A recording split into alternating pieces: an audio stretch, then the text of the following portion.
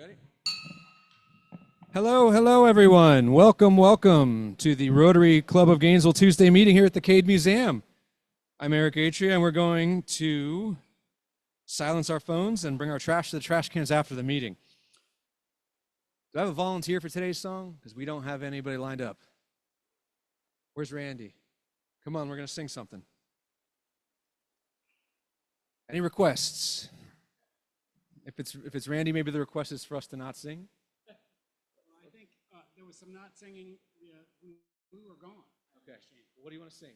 Let's do My Country 'Tis of Thee. Sure. Everybody knows that one. Let's do it. Right? My country 'tis of thee, sweet land of liberty, of thee I sing. Land where my fathers died, land of the pilgrim's pride, from every mountainside, let freedom ring. You want to do the pledge? I'll lead us in the pledge. You follow. Okay. Ready? The pledge. Pledge allegiance to the flag of the United States of America, the republic for which it stands, one nation, under God, indivisible, liberty and justice for all. Mr. Laurie Vidal, if you may, please. Today's invocation.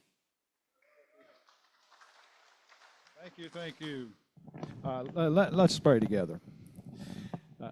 I believe today, as we receive the Alzheimer's Association into our Rotary community today, and we begin our meeting with prayer, we, in this very moment, all think of friends and possibly loved ones who come to our minds. It's a sobering moment for all of us, thinking of those whom we know who are experiencing Alzheimer's in some way right now in the present. And so we lift up our prayers of support for those who are recovering from previous struggles with someone with Alzheimer's, and we especially pray for those we know in the midst of strenuous life adjustments, caring for those we love. Give us grace upon grace for whatever the need is in the midst of this impact. And we do pray for researchers wrestling to help us find the answers for cures. Thank you, Father, for hearing the cries of our hearts for those in need. I pray, amen. Thank you, Laurie. If you're a guest or a visiting Rotarian, please stay standing. I see a couple of visiting Rotarians, at least one. And the microphone will find its way to you. Awesome. Please. Hi, everyone. My name is Joseph. I have 3 guests with me today, starting with Jennifer from the Palatka Rotary, Truman from the Marion Rotary, and then our new Gainesville District Executive for Scouting, Laura Pazentes.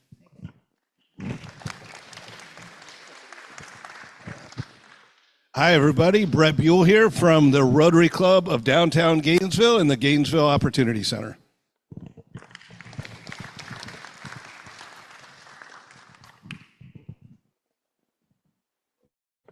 Good afternoon, fellow Rotarians. Jenna Ostis, and today as my guest I have Ashley Bryant, who's with Meridian Healthcare as their new Vice President of Marketing, Communications, and Advancement.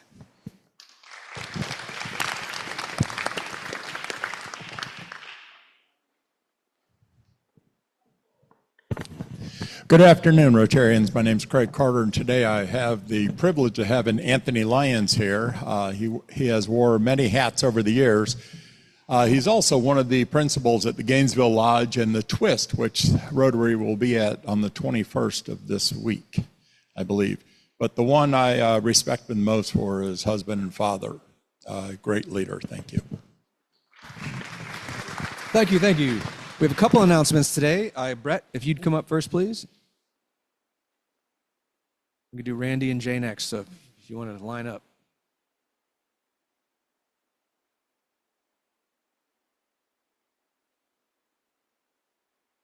Sure. On behalf of the Rotary Club in downtown Gainesville, I would like to invite you guys to a couple of events that we're participating in.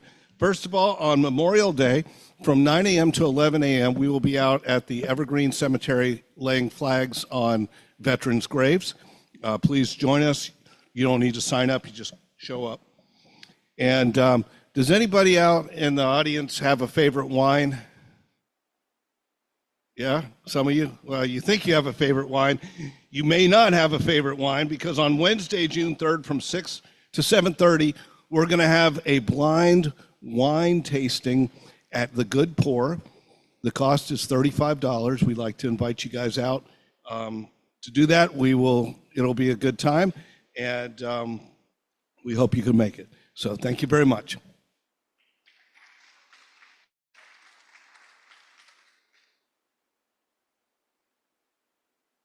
Mother Teresa said, "The poverty of being unwanted, unloved, or uncared for is the greatest poverty."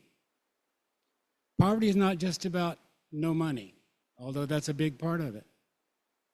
But here in this beautiful town, we have the wonderful Helping Hands Clinic. And as you already know, this is their month for donations. The facility is a beautiful home right next door to the First United Methodist Church downtown. And I think that besides money, which is the most important donation we can do, and by the way, all donations of money are matched by a guy named Mr. Anonymous. Don't we all know him? What a wonderful guy. Well, we probably can't fix homelessness, or poverty is probably going to be around for a while, but I think there are ways to make it more comfortable for people who suffer that. And so the founding of the Helping Hands was based on the concept of compassion. Well, we all know the word means with passion or with love. And while physical donations are really important, cash money, laughing lettuce, dinero, even euros if you got them left over from a trip, that would be most welcome. And we're kind of behind from last year, which I'm not real happy about and surprised at, because we are a very generous club. On Mondays they do showers and laundry, so they need laundry detergent, toiletries for the shower. And Pizza Bill is not here today because I was going to give him a little shout out, because Pizza Bill and I both love shoes. You've seen his colorful shoes that he has. Well, we all have some shoes in our closet that have been gathering dust for a while and could be used at Helping Hands. And there's some pants in your closets, guys, that don't quite fit anymore. And I think they would probably fit those people who don't eat enough to get as big as me. So, we hope that we can do more than we've done in the past, and right now we're a little bit short. So, smallest acts of kindness can be the turning point in someone's darkest story. A little warmth, a little food, and a little love can build hope for someone who has nothing else. So I would like to give a shout out to our Zoom and slideshow master, Brendan, who's over there attending to his other job, which he does so well. He's been in this business of helping people for a long time. And I thank you, Brendan, for all that you do for people who are not as fortunate as me, who have always had somebody that loved them, somebody that took care of them. And every time I donate a pair of shoes, my wife lets me buy a new one.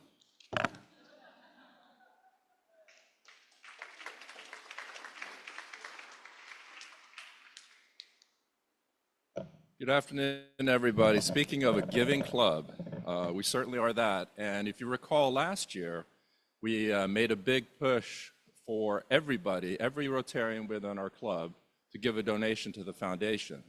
And we were successful in that. 100% of the club gave at least $25 to the foundation for the year. And on average, our club members, on average, gave over $100 person. So with that, we were finally awarded, it's almost a year later, but we were awarded this flag right here, which says that we are a 100% member participating club. So give yourselves a round of applause. So I'm going to hand this over to John. This wasn't Ryan's year, but since John's here, we're certainly going to give it to John. The other thing I want to mention to you, I was at the district conference this weekend, which was a great event. I only went on Saturday. What I'll tell you is that one of the things that stuck with me was in the morning on Saturday, there was a discussion about how Rotary was started in Florida. I think most of you in the room probably know that Jacksonville is the oldest club in the state, and we came from Jacksonville. We're actually the third oldest club in the state. So it was Jacksonville, Tampa, and then Gainesville. But anyways, there was a gentleman that told the story about the history of the club that was truly amazing. And the close relationship that we have with Paul Harris is just amazing. He was in Jacksonville, Florida. He started his career in Jacksonville, Florida. He was involved with the person that ended up starting the club in Jacksonville, Florida. So it's an interesting story. I'm going to see if the gentleman that gave that story from the Jacksonville Downtown Club will come over and share that with us. I think you'll all be amazed at the history. But anyways, if you get an opportunity to go to a district conference, I would highly recommend it. You really get to learn a lot about Rotary. The focus this year was a lot on Rotaract, and we have one Rotaract club now in our community, which is the University of Florida Club. We really want to try to put some effort forward to make sure that we try to help grow that. So there's really a lot of things that we can do with Rotaract to kind of support them. So anyways, more to come. And with that, I'll turn it over.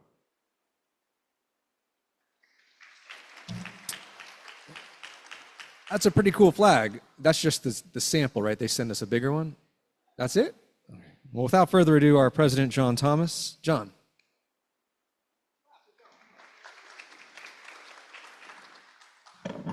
Must need some better theme music or something like that. Well, good afternoon, everybody. It's a pleasure to see you. Jay, do you happen to know what percentage of clubs actually achieve that award? I bet it's not very high. You guys should give yourselves another big round of applause. It's very impressive. It's a lot of hard work, too, going into that. Specifically, I know Jay put a lot of time and effort into that. Not a whole lot of announcements this week, but I do want to thank Anthony for hosting us. He and his partners have put a lot of work in renovating Gainesville Lodge. There's a lot of parking. It's going to be a great time at Twist. We are our area fellowship this Thursday from 5:30 to 7:30. And with that, I'd like to invite Cindy and Christina from the Alzheimer Association up to the podium to give us our talk.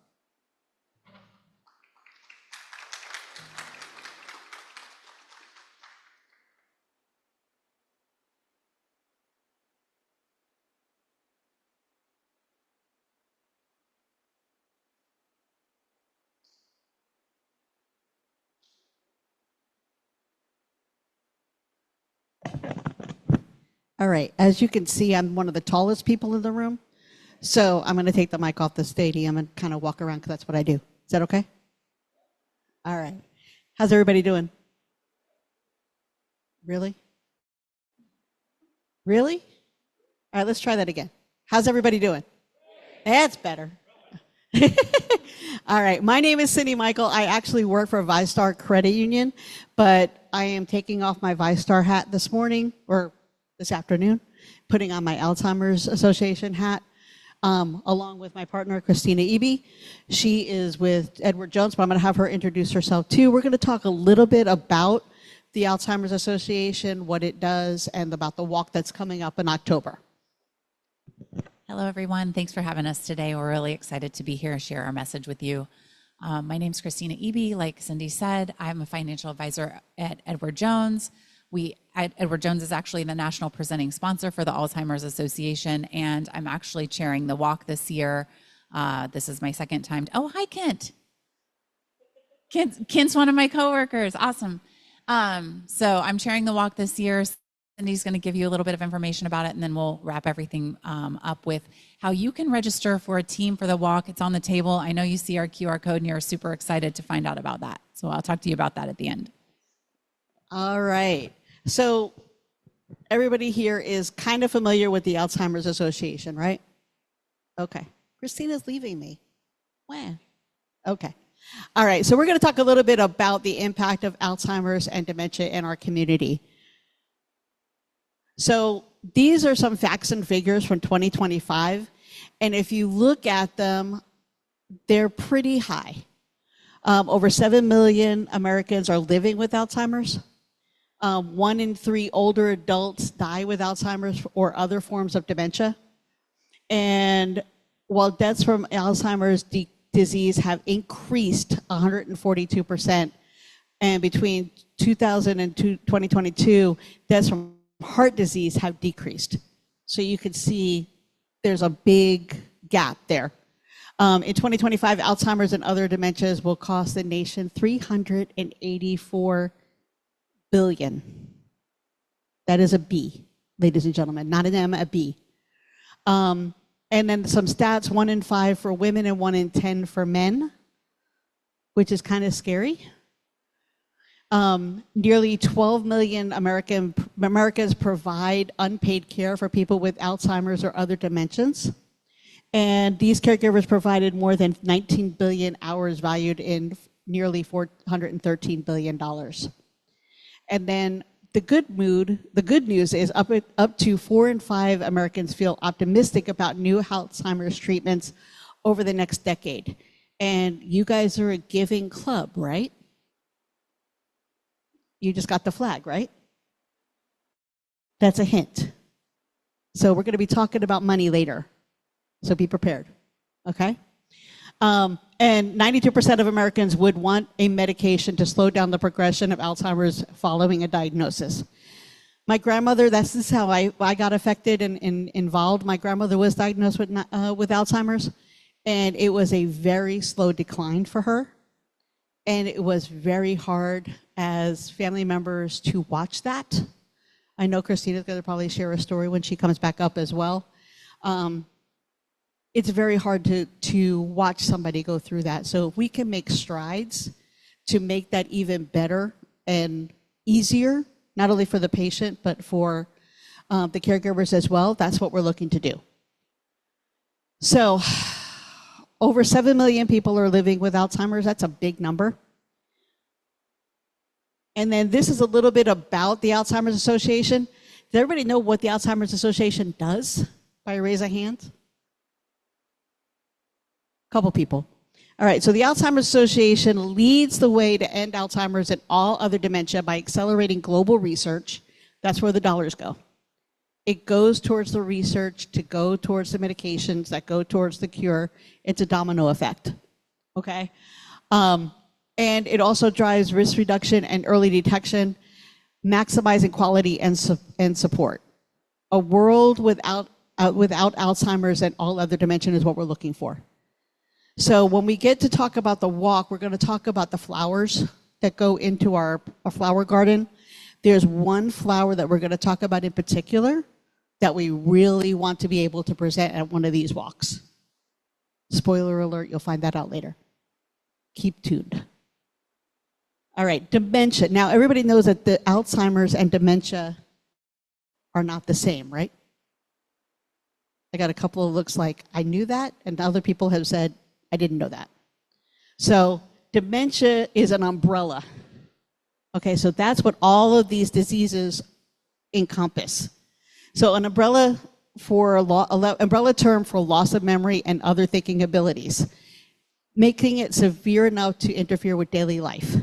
So you're going to see changes in people. It may not have full-blown Alzheimer's. They may have other forms, but it's just kind of the warning signs. And we're going to be able to give you some information. We'll pass out at the end that you can review some of the warning signs, some of the triggers, that kind of thing. But it forms under those different things. You have Alzheimer's, vascular, Lewy body, frontal temporal, and other, including Huntington's disease, and then you have other mixed dementias. So Alzheimer's is not dementia, it falls under that umbrella.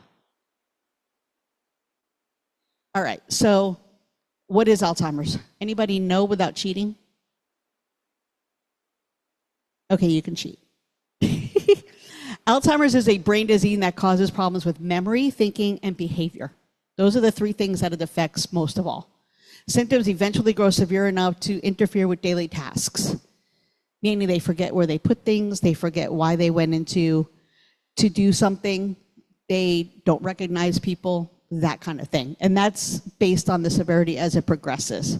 So just because you put your keys in a spot where you can't remember doesn't necessarily mean you have Alzheimer's or dementia.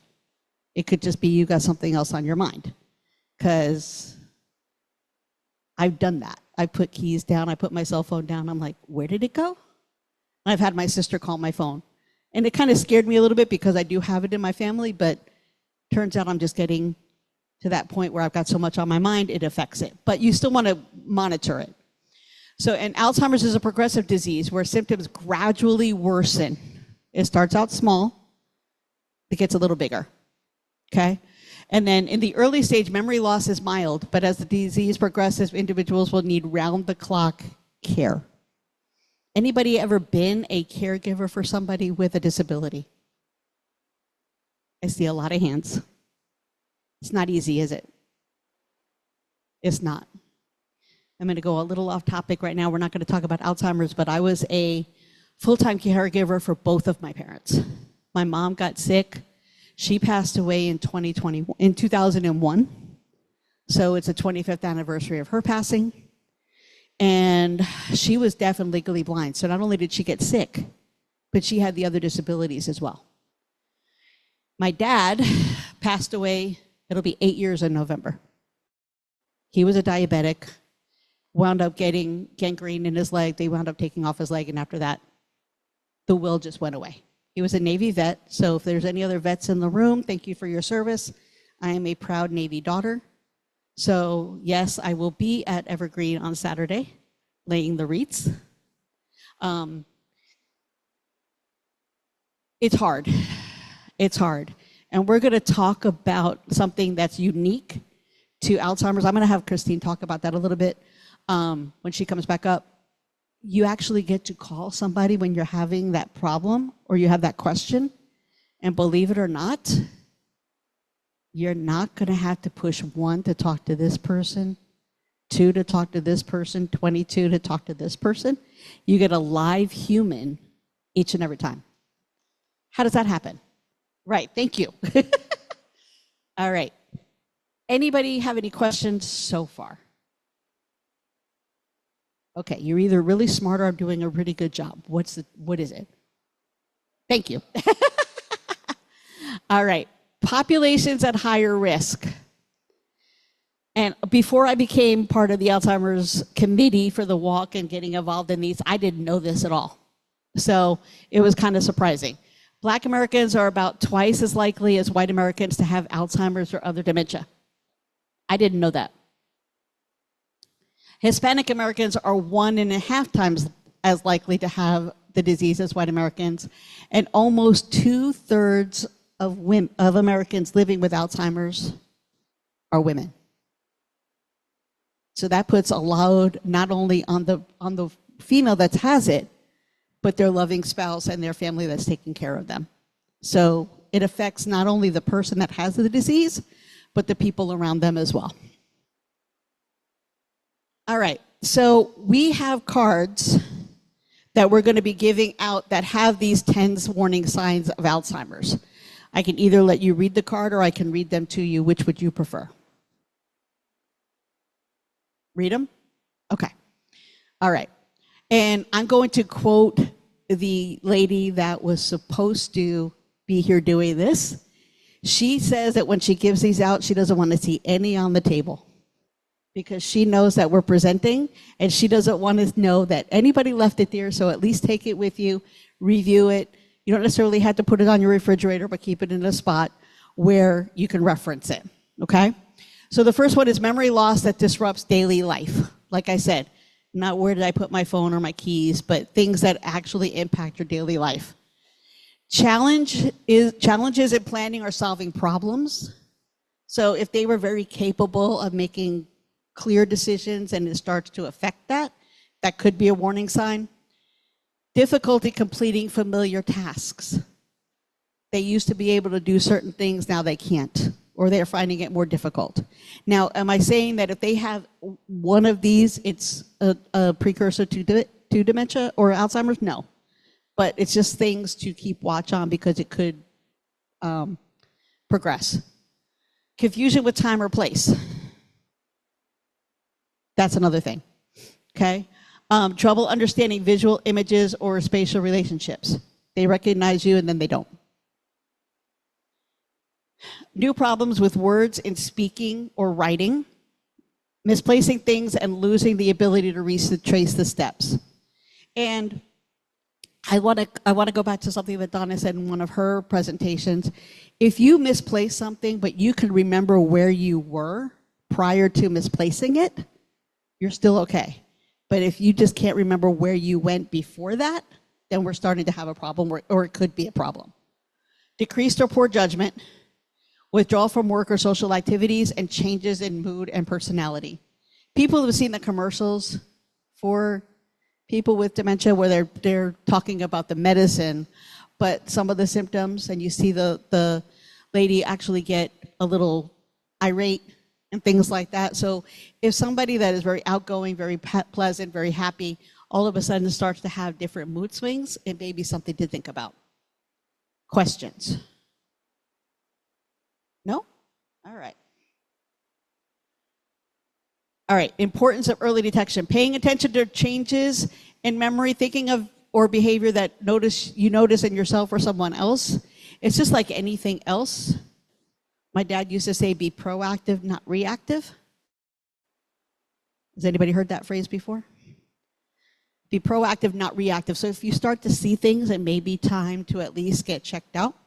And it could be early stages where you can kind of slow down the process. And if you see changes that are new or unusual, take action by having a conversation with a doctor.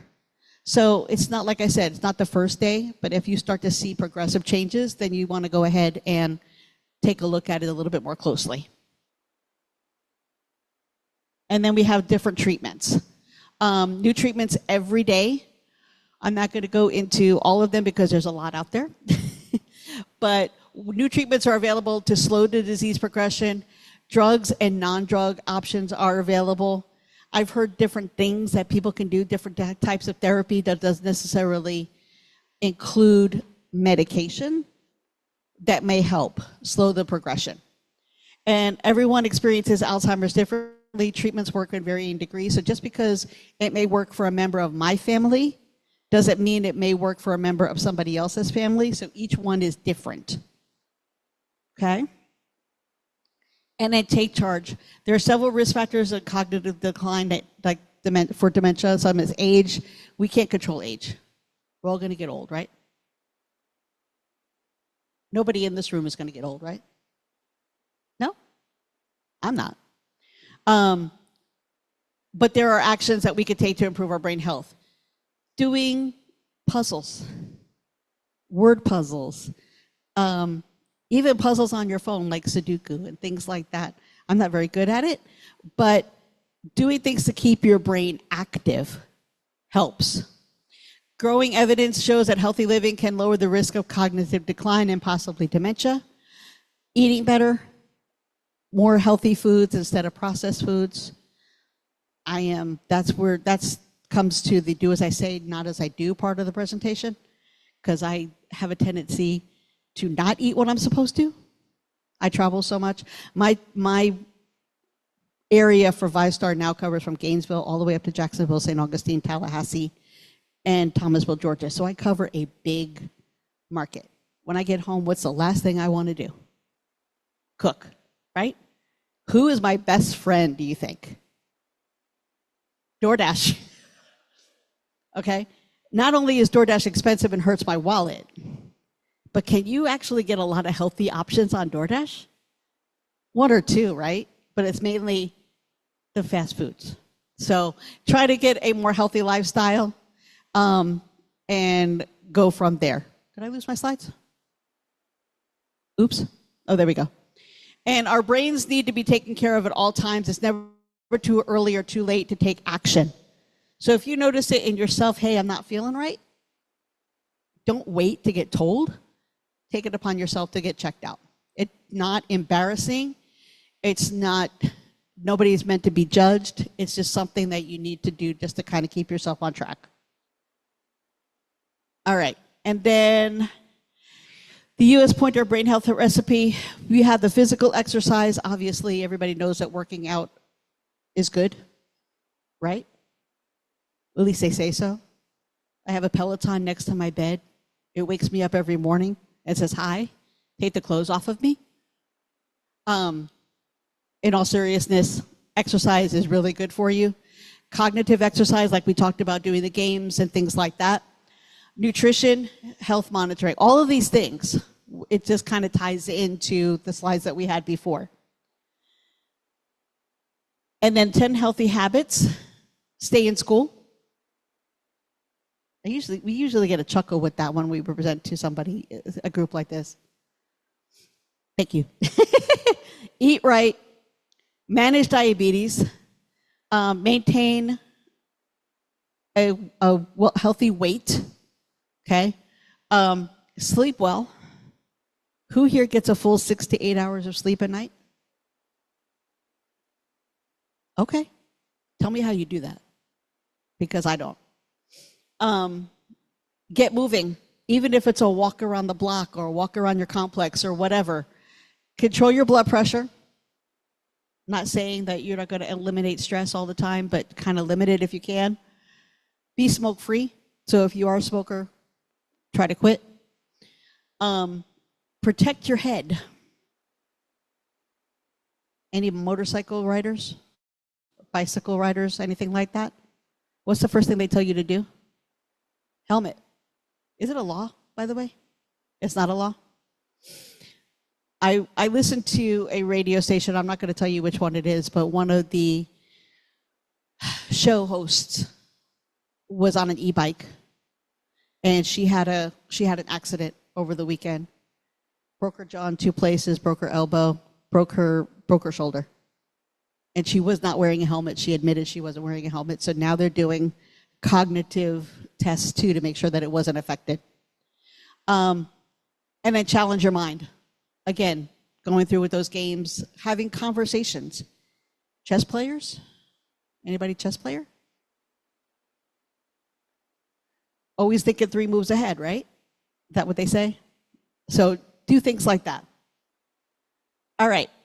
I am going to turn this part over to Miss Christine so you can hear a different voice besides mine.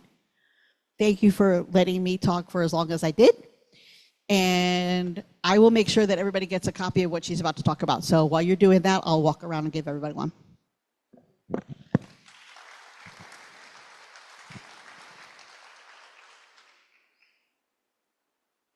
Okay, thank you, Cindy. That was awesome.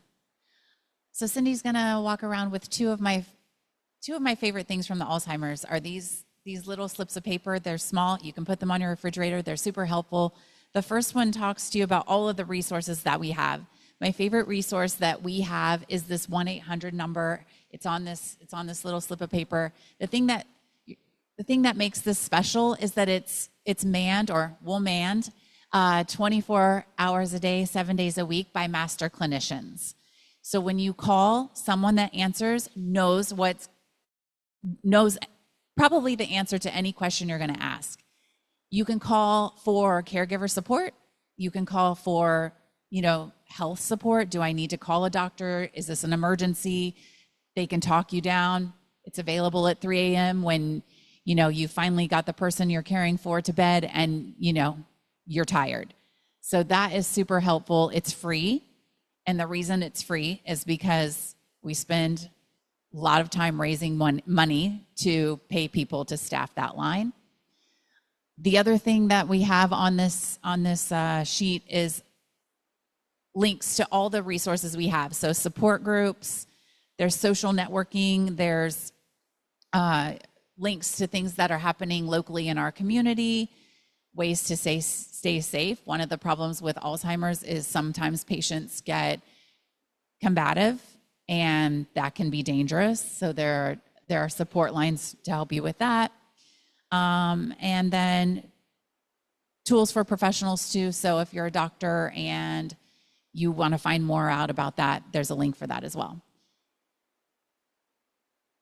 And then this last part, the trial match, this is an association. It will connect people that have, you know, the umbrella, the Dimension umbrella. So if that's a resource that you want to use, it sometimes it just helps to know somebody who, you know, is also going through this. You can kind of share with them, you know, the frustration, the successes, those types of things. The other sheet that Cindy has the 10 warning signs on it. It also has the 10 healthy habits for your brain. The nice thing about the 10 healthy habits is that they're also the healthy habits for your heart too. So if you're doing these things, your brain and your heart are both going to benefit. There are a lot of them. If you could do the majority of them, that's helpful. Cindy mentioned in her talk the flower garden. We would love to have all of you guys come to support the walk. It's October 24th. It's at Trinity United Methodist Church. It starts at 9 in the morning. We have a program where we give some information. We try to have a little bit of fun while we're dealing with something super stressful. So we'll have Jacqueline Valdez there. She gives everybody a good warm up to walk that 1 mile walk. It's just a memory walk. You don't have to, you know, prepare. We'll go slow, promise. It's nice and easy. Bring your family. There are a lot of booths there of people who can help you if you need that. But one of the things that we do is we do this flower garden presentation. So there are technically 5 flower colors associated with the Alzheimer's Association: orange, blue, purple, yellow. The most important one is the white flower. The white flower is the flower that we're hoping to be able to have the first one. So the white flower would represent the first survivor of Alzheimer's. Do we have any questions as Cindy's going around with the, yeah.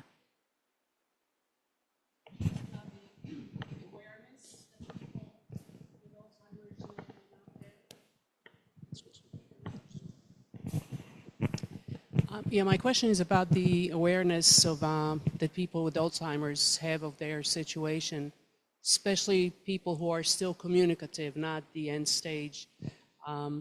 How much are they aware of the fact that they put the keys, you know, in the refrigerator, or they misplaced?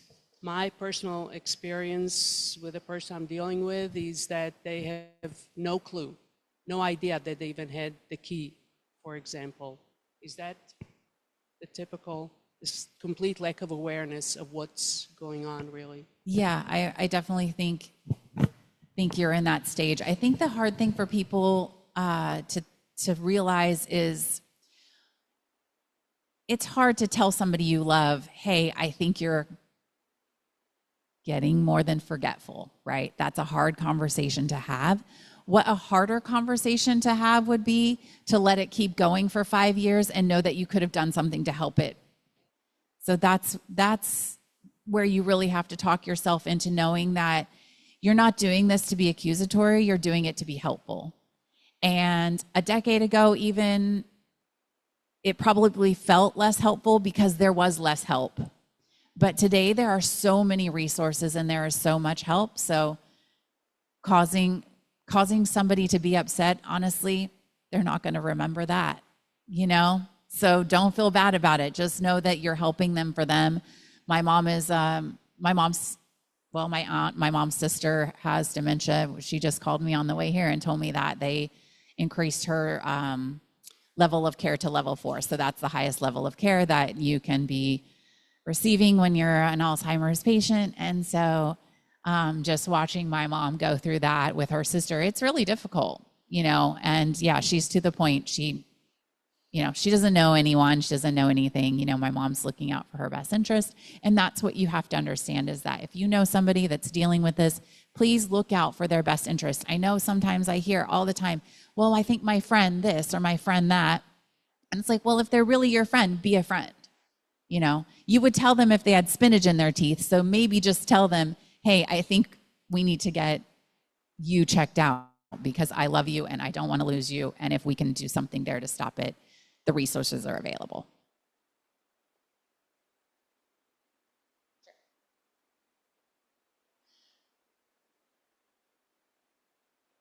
I'm glad that you put me there. Oh, so the question was, what is the date of the walk? And there's a paper on your table. We put one on everyone's table. It looks like this, has a QR code on it. I know you guys know how to use QR codes because I saw them on everything else, so that was awesome. Just scan that. It's October 24th. It starts at 9 in the morning. It's going to ask you to sign up for a team. We would love every single person in here to have a team. You can have a team of one person. You can have a team of 100 people. It doesn't matter. I know a lot of people are like, oh, I don't want to put together a team. Just make yourself a team. If you work for a company and you want your company to be the team, it's really great because on the Alzheimer's website, when you make your company a team, it shows that your company is supporting the walk. And then you can share your team on your Facebook or any social media that you have. You can ask your friends and family to support your team. And by support, that means monetary support or coming to walk with you as well. So we would love to see you all there. It would be really, really great. Last year we had over 1,000 people come. So it was a huge. This year we're trying to raise $134,000 for the Gainesville walk. And last year we raised $119,000. So our goal is a little bit higher. And with your guys' help, I know we could totally do that. Any other questions? Thank you for what you do. I've been a hospice nurse for many, many, many years. And to your question in the front, if my husband does something wrong, I'm the first one to tell him, why did you do that? That was so stupid. And I think as children, when our parents do something like, why would you do that? That's so out of character. The grace that we need to give caregivers for the emotional toll to recognize my person is not okay. Probably one of the worst things I've seen a caregiver do is berate someone with dementia. Now, I told you this a minute ago, and we didn't do that, and why would you? And so, but that is their grief manifest, and helping them to recognize and to be able to communicate with their loved ones that I recognize you're not okay, and I don't have to put it in your face. So if it's kind of like when a child has a bad dream and I'm going to take the monster out of the closet. You can go back to sleep now, rather than arguing that there wasn't really a monster there. And it's kind of similar. So thank you for the Alzheimer's Association and what you do for resources, because some of these caregivers are prisoners in their home that cannot leave because they need care, and there's not adequate funding for caregiver services in the home yet. Thank you. Yeah, you're 100% correct. You're giving me goosebumps talking about it. Yeah, it's a hard place to be. Caregiver support is serious. That's why the resources are super helpful. That 800 number, it's for caregivers too. So when you're down and out and you feel like you just can't go one more step, please know that that's there for you. And yes, also be kind to your people. They don't know that they don't know, right? So when they say, something that happened 25 years ago, yeah, that's fine. Yeah, of course it did. Go with it. It's totally fine. They're not going to remember that you told them anyway. A lot of things we see are, they keep, if you're a spouse of somebody who's passed away and you have Alzheimer's, they're asking, where's their spouse? When are they coming home? Don't tell them they died over and over and over again. That's terrible for you and terrible for them. Just tell them they're at work. They'll be home later today. They'll move on, Another question. Hello. Several years ago, there was a blood test that was available to determine, the probability of having dementia later in years. I believe it was a company called Proclivity that did a blood test. I'm just wondering what the state of the art is for blood tests for early onset Alzheimer's. So now I think they've moved away from blood testing and more to like genetic testing. So it's similar, but they're using genetic information for that. Yeah, talk to your doctor. Right. Talk to your doctor about, Talk to your doctor about what the state of the art for the propensity to Yes, and a lot of them, honestly, unless they're in neurology, they probably don't know. So getting a referral to a neurologist is completely fine.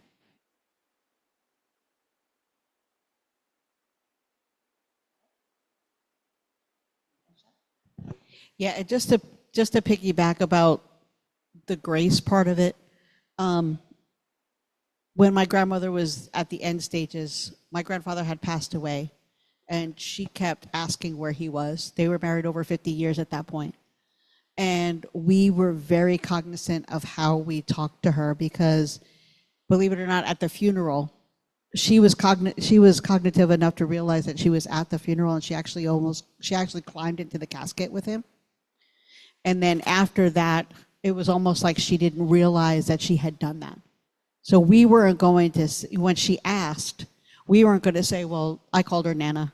Like, well, Nana, don't you remember we were just there? And, you know, we weren't going to do that because that just compounds what they're already going through. And the family members are the same. They don't want to relive that as well. So the grace that you can show them is the best medicine in a way.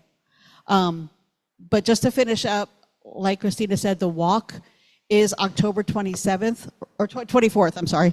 October 24th, the QR code is on the table. I do have some other information in my bag. If anybody is interested, just come see me after, and we will provide that to you. But we wanted to thank you for the opportunity to speak today, bring a little bit of information to you. You guys have been great, and we look forward to seeing everybody in October. Join me up here real quick.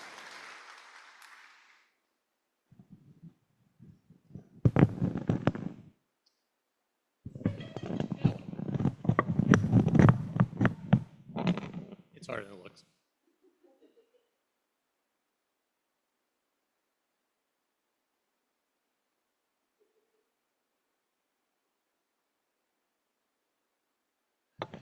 Thank you, ladies, for joining us today. In honor of your talking with us, we are going to make a donation to the Rotary Foundation in your names.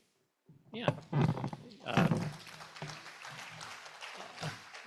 Alzheimer's and dementia is certainly something that hits everybody, lots of families, and certainly some tough situations and conversations around that. So we appreciate you coming here today to talk with us. A couple quick items. There was a really important thing we forgot to announce today. We have a Rebuilding Together project came up on Saturday, May 30th. There'll be more about that next week, so hopefully we'll get a bunch of people to sign up for that. That will be a lot of fun. Next week's program will be Amber Miller with United Way. I don't know if you've heard of her before, but it could be a first time for everybody. It'll be fantastic, so bring a guest. This week's Reading Safari winner is 134-388, 134-388. And stand up and say it with me with vigor and gusto, the four-way test. Is it the truth? Is it fair to all concerned? Will it build goodwill and better friendship? Will be beneficial to all concerned? And we are adjourned.